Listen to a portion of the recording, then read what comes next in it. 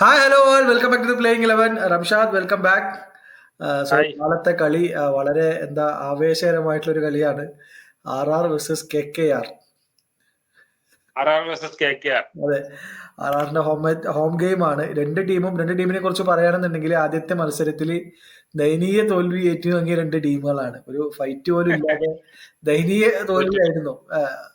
ഒരു ഫൈറ്റ് ഉണ്ടായിരുന്നു, RRന്റെ സൈഡിൽ നിന്ന് ഒരു ഫൈറ്റ് ഉണ്ടായിരുന്നു. പക്ഷെ ഒരിക്കലും അതൊരു ജയത്തിലോട്ട് മൂവ് ചെയ്യുന്ന ഒരു ഫൈറ്റ് ആയിട്ട് എനിക്ക് തോന്നിയില്ല. കാരണം ഒരു നെറ്റ് റൺ റേറ്റ് കുറയ്ക്കാം എന്നുള്ള രീതിക്കുള്ള ഫൈറ്റ് ആയിരുന്നു RRന്റെ സൈഡിൽ നിന്ന് ഉണ്ടായിരുന്നത്. അപ്പുറത്തെ KKRന് എല്ലാ മേഖലയിലും RCB ഔട്ട്പ്ലേ ചെയ്തൊരു ഫസ്റ്റ് മാച്ച് ആയിരുന്നു നമ്മൾ കണ്ടത്. അപ്പോ തോറ്റ രണ്ട് ടീമുകൾ തമ്മിലുള്ള ഒരു മാച്ച്, അവര് തമ്മിൽ കണ്ടു അവരൊരു ഒരു ഫസ്റ്റ് വിജയത്തിലോട്ട് എത്താൻ വേണ്ടിയുള്ള ഒരു മാച്ചാണ് സെക്കൻഡ് മാച്ച്. സോ എന്താണ് സാധ്യതകൾ കാണുന്നത്? നാളത്തെ സാധ്യത രണ്ട് ടീമിലും മാച്ച് വിന്നേഴ്സ് ഉള്ള രണ്ട് സ്ട്രോങ് ടീമാണ് രണ്ടും. അപ്പം എനിക്ക് തോന്നുന്നു നല്ലൊരു ഫൈറ്റ് തന്നെ നാളെ കാണാമെന്ന് നമുക്ക് പ്രതീക്ഷിക്കാം. അതെ, പിന്നെ രണ്ട് ടീമിന്റെ വീക്ക്നെസ് ആദ്യ മത്സരത്തിൽ നമുക്ക് മനസ്സിലായതാണ്. അപ്പം അവരത് പരിഹരിച്ചിട്ടാണ് ഒരു 11 നാളെ ഇടുക എന്ന് എനിക്ക് തോന്നുന്നത്. അതെ, 11 എന്തൊക്കെ മാറ്റങ്ങൾ വരിക? അപ്പോൾ RRൽ എനിക്ക് തോന്നുന്നു ഫസൽ ഫറൂഖിനെ മാറ്റി ഒരു ഹസറംഗയെ തന്നെ തിരിച്ചു കൊണ്ടുവരാൻ ഒരു ചാൻസ് ഉണ്ട്. നമ്മൾ എപ്പോഴും ഡിസ്കസ് ചെയ്തൊരു കാര്യമാണ്. RRന്റെ കഴിഞ്ഞ 3 സീസണിലും അവരുടെ ഒരു കുന്തമുന എന്ന് പറയുന്നത് മിഡിൽ ഓവേഴ്സിലെ ആ രണ്ട് സ്പിന്നർമാരാണ്. ഒരു ഓഫ് സ്പിന്നറും ഒരു സ്പിന്നറുടെയും ഒരു കോമ്പിനേഷൻ ആയിരുന്നു അവർക്ക് സക്സസ് കൊണ്ടുവന്നത്. ആ ഒരു സക്സസ് ഫാക്ടർ, ആ ഒരു കോമ്പിനേഷനെ അവർ ബ്രേക്ക് ചെയ്യേണ്ടിയിരുന്നില്ല ഫസ്റ്റ് ഗെയിമിൽ തന്നെ. പക്ഷെ ഇത്തവണ രണ്ടാമത്തെ മാച്ച് KKRനോട് കളിക്കാൻ വരുന്ന സമയത്ത് തീർച്ചയായും അസരങ്ക 11ൽ ഇടം പിടിക്കുമെന്ന് എനിക്ക് തോന്നുന്നു. എന്താ നിന്റെ അഭിപ്രായം എന്താ? അസരങ്ക തിരിച്ചു വരണമെന്നാണ് എനിക്ക് തോന്നുന്നത്. കാരണം നല്ലൊരു ക്വാളിറ്റി സ്പിന്നർ അഭാവം ഉണ്ടായിരുന്നു ഫസ്റ്റ് കളിയിൽ RRന്. പിന്നെ ബോൾ എറിഞ്ഞ ആൾക്കാർക്കെല്ലാം നല്ലോണം കിട്ടി, റൺസ് കൺട്രോൾ ചെയ്യാൻ പറ്റിയില്ല. അതെ, മിഡിൽ ഓവേഴ്സിൽ ശരിക്കും അവർ അത് ഫീൽ ചെയ്തു. കാരണം തീക്ഷണയെ പവർ പ്ലേയിൽ തന്നെ 3 ഓവർ കഴിയിപ്പിച്ചു. അത് കഴിഞ്ഞ് പിന്നെ തീക്ഷണയ്ക്ക് ആകെ ഒരു ഓവർ ഉണ്ടായിരുന്നത്. പവർ പ്ലേയിൽ പിന്നെ ഫീൽഡേഴ്സ് സ്പ്രെഡ് ചെയ്ത് നിൽക്കുന്ന സമയത്ത് വീണ്ടും ഒരു സ്പിന്നറെ കൊണ്ടുവന്ന് പിന്നെ നിതീഷ് റാണയൊക്കെ കൊണ്ടുവന്നാണ് ഒരു 1-2 ഓവർ ട്രൈ ചെയ്തത്. പക്ഷെ അതൊന്നും അത് സക്സസ് ആയില്ല. ശരിക്കും ഒരു ബൗളർ അവര് മിസ് ചെയ്തു. സോ അസരങ്ക തിരിച്ചു വരുന്നതാണ് RRന്റെ സൈഡിൽ നിന്ന്.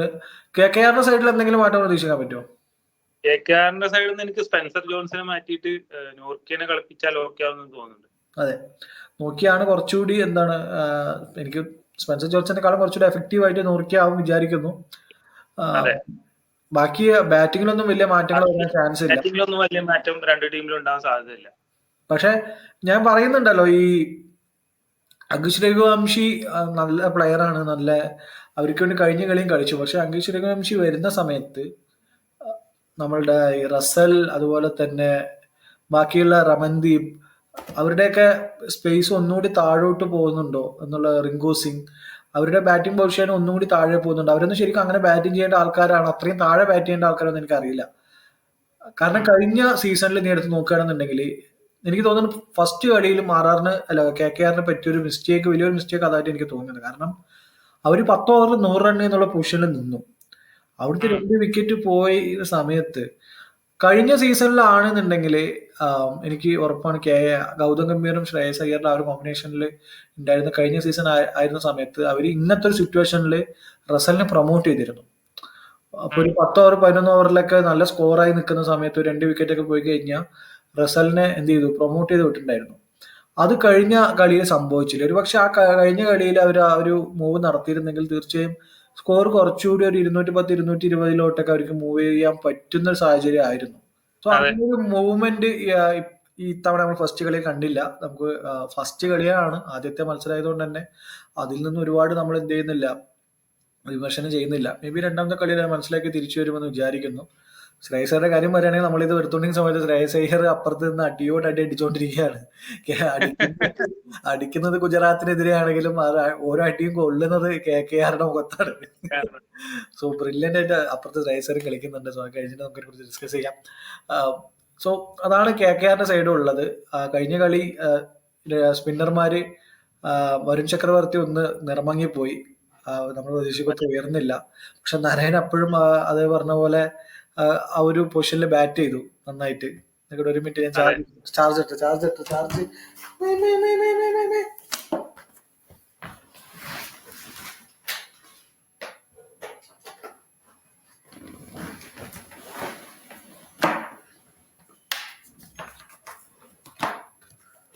ഓക്കെ. സോ നരേൻ അപ്പോഴും എന്താ പറയാ നല്ലൊരു എക്കണോമിയിൽ ബോൾ ചെയ്തിട്ട് പോയി. പക്ഷെ വരുൺ ചക്രവർത്തി എത്രത്തോളം മിഡിലിൽ എഫക്റ്റീവ് ആവുന്നതനുസരിച്ചാണ് മാച്ച് റിസൾട്ട് KKRന് അനുകൂലമാകുമോ പ്രതികൂലമാകുമോ എന്നുള്ള തീരുമാനമാവുക. അതാണ് നാളത്തെ ഒരു മാച്ചിന്റെ ഒരു സിറ്റുവേഷൻ. രണ്ട് സ്പിൻ സ്ട്രെങ്ത് തമ്മിലുള്ള ഒരു മത്സരം ഉണ്ടാവും. എന്താണ് ആർച്ചറുടെ ഒരു തിരിച്ചുവരവ് ഉണ്ടാവോ? ആർച്ചറിന് ഒരു അവസരം കൂടി കൊടുക്കുന്നതാണ് എനിക്ക് തോന്നുന്നത്. ആദ്യത്തെ കളി മാത്രം വിലയിരുത്തിയിട്ട് ടീം ഡ്രോപ്പ് ചെയ്യാനുള്ള ചാൻസ് വളരെ ആർച്ചർ എന്തായാലും കളിക്കും. പക്ഷെ ആള് ആ ഒരു മെന്റൽ ട്രോഫിന്ന് പുറത്തു വരും എന്നുള്ള കാര്യമാണ്. കാരണം 18 വർഷത്തെ IPL ചരിത്രത്തിൽ ഏറ്റവും കൂടുതൽ റൺ വഴങ്ങിയ ഒരു ബൗളറായിട്ടാണ് കഴിഞ്ഞ കളി ആർച്ചർ കളി നിർത്തുന്നത്. പിന്നെ കളി വെച്ച് വിലയിരുത്തേണ്ടതാണ് എന്റെ അഭിപ്രായം. കാരണം ഒരു ചാമ്പ്യൻ ബൗളറാണ്, ആള് തിരിച്ചു വരും. പക്ഷെ അത് എത്ര എഫക്റ്റീവ് ആവുമെന്ന് എനിക്ക് ഇപ്പോഴും ഉറപ്പില്ല.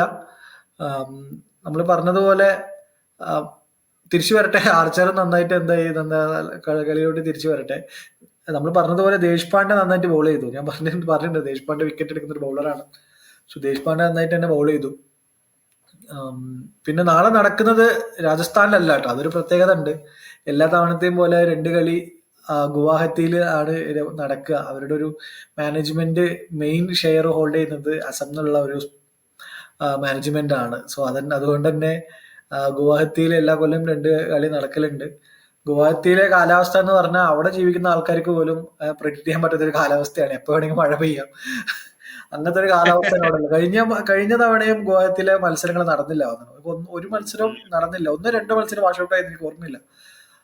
കാരണം അവിടെ മഴ സാധ്യത എപ്പോഴും കൂടുതലുള്ള ഒരു പ്രദേശമാണ്. അത് എങ്ങനെ തോന്നുന്നത്? കാരണം ഒരു 5 കളി ഒരു ഹോമായിട്ട് കളിക്കുക, 2 കളി ട്രാവൽ ചെയ്ത് കളിക്കുക. ഇപ്പൊ ഇന്നലെ ഡൽഹി കളിച്ചതും അങ്ങനെയായിരുന്നു. ഡൽഹി വിശാഖപട്ടണത്തിലായിരുന്നു 2 മാച്ച് ഹോം മാച്ച് കളിക്കുന്നത്. സോ മാനേജ്മെന്റ് ഒരു സൈഡിൽ നിന്ന് ആവുന്ന സമയത്ത് ആ ഒരു ഏരിയയിലോട്ട് വന്ന് ടീമുകൾ കളിച്ചിട്ട് പോകുന്നത് അതിന്റെ ഒരു ആൾക്കാർക്ക് കൂടി IPL കാണാനൊരു അവസരമല്ലേ? അത് ഓക്കെ, അത് 100%. അതായത് വേറെ ഡിസ്ട്രിക്റ്റ്, അത് ടീം ഓൺ ചെയ്യാത്ത ഒരു സ്റ്റേറ്റിന് അവിടുത്തെ ആൾക്കാർക്കെല്ലാം കളി കാണാൻ ഒരു അവസരം, അത് ഓക്കെയാണ്. പക്ഷെ ടീമിനെ സൈഡിൽ നിന്ന് ചിന്തിക്കുന്ന സമയത്ത് ഇപ്പൊ ചെന്നൈ ഒരു ടീമൊക്കെ എടുത്തു കഴിഞ്ഞാൽ 7 കളി അവരുടെ കോട്ടയാക്കി വെച്ചിരിക്കുക. ചെന്നൈയിൽ പോയി ജയിക്കുക എന്നുള്ളത് വലിയൊരു ടാസ്ക്കാണ്. കാരണം അവർക്ക് അനുകൂലമായിട്ടുള്ള പിച്ചും എല്ലാം ഒരുക്കി അവരുടെ ഒരു അറ്റ്മോസ്ഫിയർ ഒരുക്കി ആ ഒരു 7 കളി അവരൊരു കോട്ടയിൽ നിൽക്കുകയാണ്. ഈ സമയത്ത് ഇവിടുന്ന് ട്രാവൽ ആയിട്ട് പോകുമ്പോൾ ചെറിയൊരു ഡിസഡ്വാൻറ്റേജ് ഉണ്ട് ആ ടീമിനും. പക്ഷെ ഗുവാഹത്തി എപ്പോഴും നല്ല റിസൾട്ട് അല്ല എന്ത് രാജസ്ഥാന് നൽകിയിട്ടുള്ളത്. ഗുവാഹത്തിയിലെ സ്റ്റാറ്റ്സ് എപ്പോഴും രാജസ്ഥാനെതിരെയാണ്. പക്ഷെ ഈ പറഞ്ഞതുപോലെ വേറെയുള്ള സ്റ്റേറ്റിലുള്ള ആൾക്കാർക്കും കളി കാണാനുള്ള ഒരു അവസരം. അതെ, കേരളത്തിൽ ഇപ്പൊ ഫാൻ പാർക്കൊക്കെ വരുന്ന സമയത്താണ് അതിന്റെ ഒരു 10% കേരളത്തിലെ ആൾക്കാർക്ക് എന്ത് ചെയ്യുന്നത് IPL ഒരു എസൻസ് അവർക്ക് എക്സ്പീരിയൻസ് ചെയ്യാൻ പറ്റുന്നത്. സോ അതൊരു നല്ല കാര്യമാണ്. അതിന്റെ ഒരു പോസിറ്റീവ് സൈഡും ഉണ്ട്, ഒരു നെഗറ്റീവ് സൈഡും ഉണ്ട്. സോ നാളത്തെ മാച്ചിലോട്ട് തിരിച്ചു വരികയാണെന്നുണ്ടെങ്കിൽ എന്താണ് നാളത്തെ റിസൾട്ട് എങ്ങനെ പോകുന്നതാണ് വിചാരിക്കുന്നത്?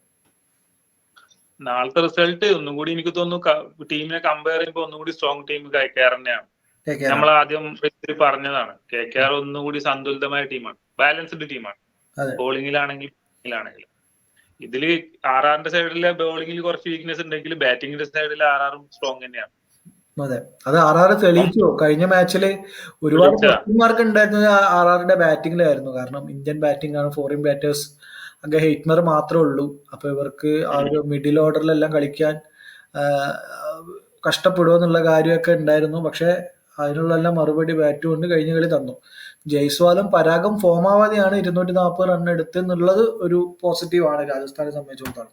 സോ ബാറ്റിങ്ങിലോട്ട് വരുന്ന സമയത്ത് ഇപ്പുറത്തെ side de Kock, Ajinkya Rahane, Narine, Venkatesh Iyer, Rinku Singh, Angkrish Raghuvanshi, Russell, Ramandeep, ഒരു വലിയ നീണ്ട നിരയാണ് ബാറ്റേഴ്സിന്റെ.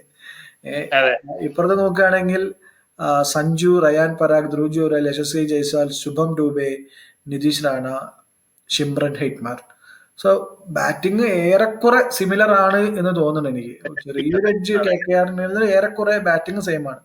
ബോളിംഗ് ചെയ്യുന്ന സ്പിൻ ബോളിംഗ് ചെയ്യുന്ന സമയത്ത് നരേൻ ചക്രവർത്തി ഹെഡ് ഓഫ് എനി ഡുവോ എന്നാണ് ഞാൻ എപ്പോഴും പറയാം. എന്നിട്ട് യെസ്, അതെ വരുൺ ചക്രവർത്തിക്ക് ഒരു മാച്ച് എന്തായി ഫെയിൽ ആയിപ്പോയി. ആൾക്ക് ശരിക്കും പെർഫോം ചെയ്യാൻ പറ്റിയില്ല.